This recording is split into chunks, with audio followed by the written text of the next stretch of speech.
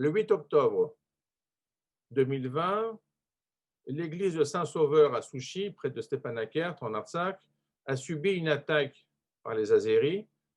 Je voudrais simplement préciser qu'il s'agit d'un acte barbare, car on peut en déduire à partir des photos et de la destruction d'une partie de l'église que nous avons une perforation de la toiture, ce qui signifie qu'on a eu un tir d'obus, et donc c'était une cible qui avait été choisie par les Azéris. Pour quelle raison? Eh bien, tout d'abord, il faut se rappeler que cette église, elle est historique, elle est en plus symbolique, elle date de 1868, sa construction a terminé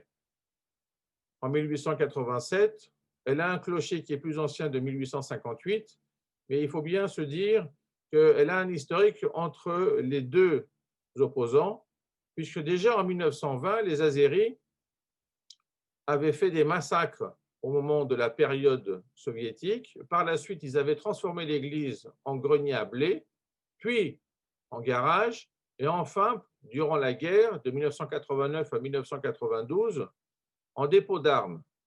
Donc, le choix comme cible de cette église n'est pas dû à une erreur, ce n'est pas quelque chose d'involontaire, au contraire, c'est un choix décisif et un acte de barbarie à l'encontre du peuple arménien d'Artsakh, car via cette destruction, les Azéris montrent qu'ils veulent reprendre l'ensemble du terrain et qu'ils veulent éliminer même les églises qui sont en fait isolées. Il n'y a pas d'habitation autour de l'église, elle ne représente pas un centre stratégique, elle n'est pas dans le centre de la ville, et donc il n'y avait aucune raison qu'elle soit une cible, si ce n'est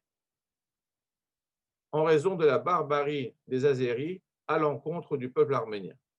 Voilà, on voulait simplement le préciser pour pas simplement entendre l'expression nous avons subi un bombardement. C'est quelque chose de précis qui a été choisi et c'est la preuve, il s'agit bien de quelque chose de barbare à l'encontre des Arméniens.